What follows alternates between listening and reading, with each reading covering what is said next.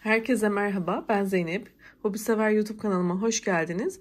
Bugün sizlere tığ işi kare bir motif anlatımı yapacağım. Motifimin çok güzel arkadaşlar. Bebek battaniyesi ya da farklı birçok alanda değerlendirilebilir. Bebek battaniyesi yapmak isteyen arkadaşlarım ilmek kaydırma yöntemiyle ya da sık iğne yöntemiyle motifleri ekleyerek birleştirebilirler. Daha önce sizlere bu teknikleri anlatmıştım. Bu videomun sonunda bulabilirsiniz. Motiflerinizi ekleyerek daha sonra kenar bordürü, kenar oyası yaparak battaniyenizi tamamlayabilirsiniz. Hepsi bu videomun sonundaki linkte olacaktır.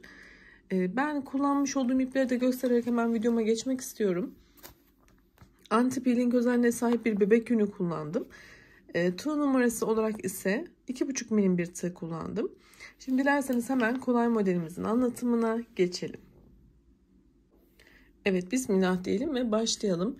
Ben sihirli halka yaparak başlayacağım. Sizler dilerseniz zincir ile de başlayabilirsiniz. İpimizi kilitledikten sonra bir tane zincir yapıyoruz. Ve bu küçük ipi arkaya alıyorum. Elimle tutuyorum. Burada biraz uzatıyorum arkadaşlar. Ve tığımın üstüne sararak 4 kere ilmek yükseltiyorum. Şimdi hepsini tek seferde çıkartacağım. 1-2 zincir çekerek fıstığımı tamamlamış olacağım. Üzerine aldım. Şimdi yine aynı boşluğun içerisine 4 kere ilmek yükselteceğim.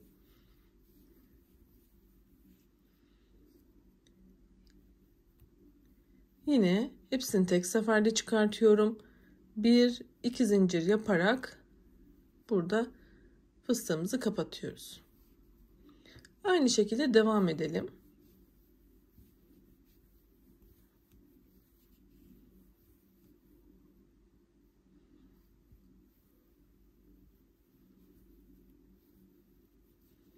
Şu an 3 tane fıstık yaptım. Toplamda 8 tane olmalı. Ben de tamamlayıp geliyorum. Fıstıklarımı tamamladım. 1, 2, 3, 4, 5, 6, 7, 8 tane oldu. Şimdi şu küçük ipi çekiyorum. Ara boşluğu kapatıyorum. Ve ilk fıstığımın tepesine ilmek kaydırmayla zincirimi ekliyorum.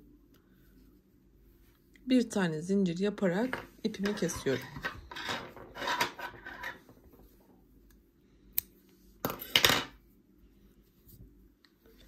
Bu arkadaki fazla olan ipi de bir miktar yürütelim.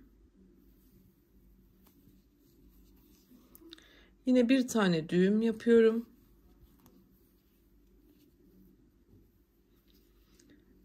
Bir miktar daha yürüttükten sonra kesiyorum. Şimdi diğer ipimle devam ediyor olacağım. Orta kısmımız hazır. Evet, şimdi beyaz ipimize devam edelim. Şöyle ara boşluktan ipimizi önce bağlayalım.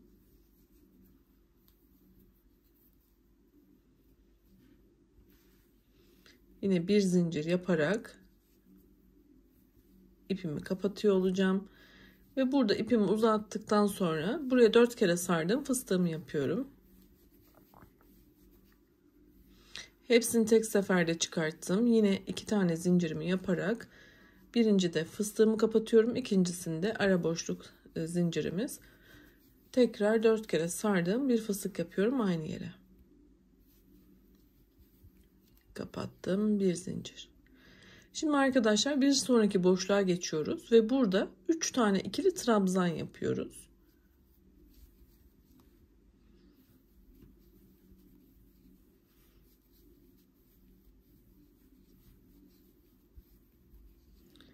Şöyle bakalım. Şimdi bir zincir yapıyorum tekrar.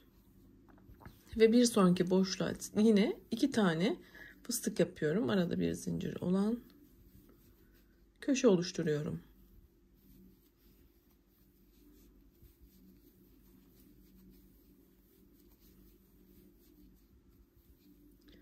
Fıstığımı kapattım. Bir zincirimi yaptım. Bir sonraki boşluğa geçiyorum. Burada da arada ipi de yok etmiş olacağım.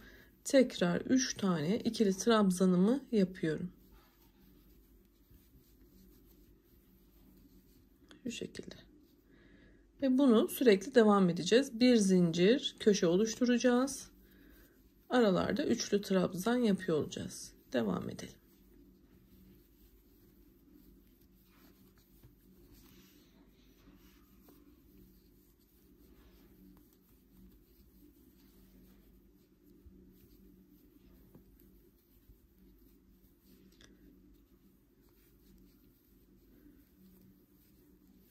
Hızlı yaptığımı düşünüyorsanız videonun sağ üst köşesinden yavaşlatarak izleyebilirsiniz arkadaşlar.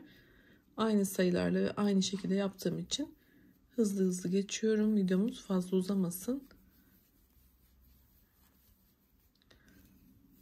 Videoyu kapatmadan yaptığım için de biraz hızlı yapmaya çalışıyorum.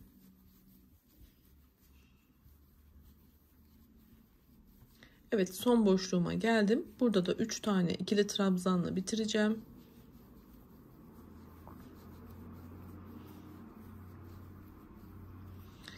Bakın burada da eklerken yine bir zincirimi yapıyorum.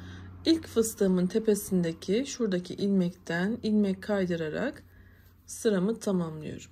Şu an 4 tane köşemiz var ve aralarda 3 tane trabzan olan gruplarımız var. Şimdi ilk boşluğa yine bir ilmek kaydırıp bir zincir yaparak ilerledim. Köşelerde yine köşe oluşturacağız. Yani fıstık yapıyoruz. Bir zincir, tekrar aynı noktada bir fıstık daha. Şimdi modelimizi vermeye başlıyoruz. Burada bir zincir yapıyorum. 3 tane trabzanım var. Şimdi bu trabzanları artıracağız. İlk boşlukta 2 tane ikili trabzanımı yapıyorum. Bakın 2 tane yaptım. Şimdi 3 tane trabzanların tepesine trabzan yapıyorum.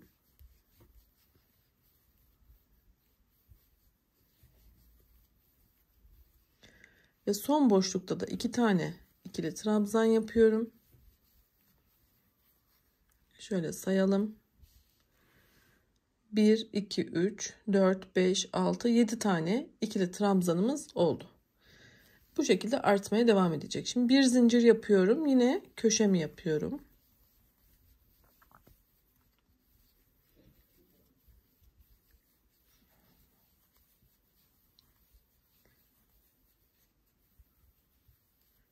Yine bir zincirimi yaptım. Aynı şekilde trabzanlarımı yapıyorum. İlk boşlukta 2 tane, trabzanların tepesine birer tane ve son boşlukta da 2 tane olacak şekilde yapıyorum. Bir zincirle köşeye geçiyorum ve aynı şekilde devam ediyorum. Şimdi bu sırayı bir hızlıca ben tamamlayıp geliyorum. Evet, sıramı tamamladım. Şimdi şu son boşluktayım. Burada bir tane zincir yaparak ilk fıstığımın tepesinden ilmek kaydırıyorum ve sıramı tamamladım. Şimdi bir tane daha ilmek kaydırarak boşluğa ilerleyip bir zincirimle burayı tamamladım. Bu sırada yine artırma yaparak motifimizi büyüteceğiz arkadaşlar. Köşelerde daima fıstıklarımızı yapıyoruz.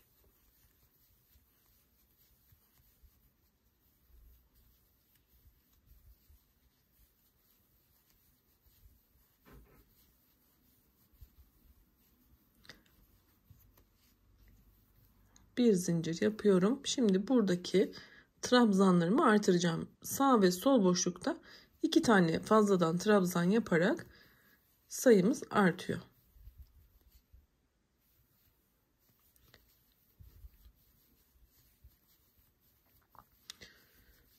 Bu sıra sayılarını istediğiniz kadar büyütebilirsiniz. Ben bu sıradan sonra kenar yapacağım.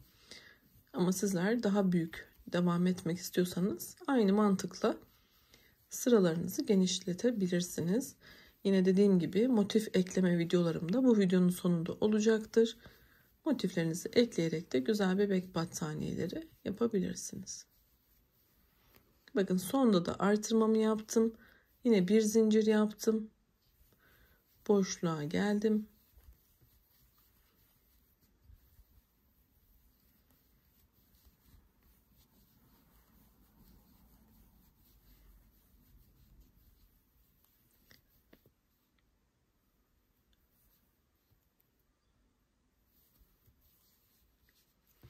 Yine aynı şekilde devam ediyorum. Hiçbir farklılık yok. Ben burayı tamamlayayım. Son sırayı bir daha göstereyim arkadaşlar. Bitirelim. Motifimizi tamamlayalım. Evet. Tamamlayıp geliyorum. Evet, sona kadar geldim. Burada bir zincirimi yaptım. Yine ilmek kaydırmayla fıstığımın tepesinde ekleyerek yine boşlukta bir zincirle ipimi kesiyorum. Motifimiz tamam. Dediğim gibi sizler burada sıralarınızı devam ettirerek daha da büyütebilirsiniz. Yani bu motifi sadece aralarda artırmalarınızı yapmanız gerekiyor. Oldukça kolay. Şimdi kenar yapımına geçelim. Ben herhangi bir boşluktan başlayacağım. Şuradan başlayalım. Şurada ipimi şöyle üstüne alacağım. Burada bir tane zincir yapıyorum arkadaşlar. Şimdi üstüne tekrar sardım. İlmeğimi çıkarttım. 3 tane ilmeğim var. Üçünü tek seferde çıkartıyorum. Başlangıçtaki zincirim 1. Bu 2. Bir tane daha yarım trabzan yapıyorum. 3. Bir tane daha yapıyorum. 4. Yani 4 tane köşede yarım trabzan yaptık. Üstüne aldım. Şimdi bu fıstığımın tepesine de bir tane yarım trabzan yapacağım. Yine ipi arada yürütüyorum ki kaybolsun, temiz çalışalım diye. Bakın 3 tane ilmeğimi tek seferde çıkartıyorum. Şimdi yine bir kere doladım. Boşluktayım. Boşlukta da bir tane yarım trabzan yapıyorum. Şimdi trabzanlarımın tepesinde yarım trabzan yaparak diğer kenara kadar devam ediyorum.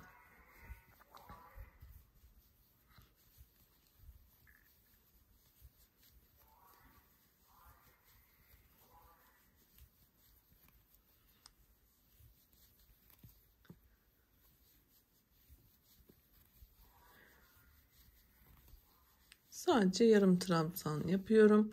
Sona kadar geldim. Şimdi şu boşluğa da bir tane. Buradaki fıstığımın tepesine bir tane. Ara boşlukta hem de ipimi kaybederek 4 tane.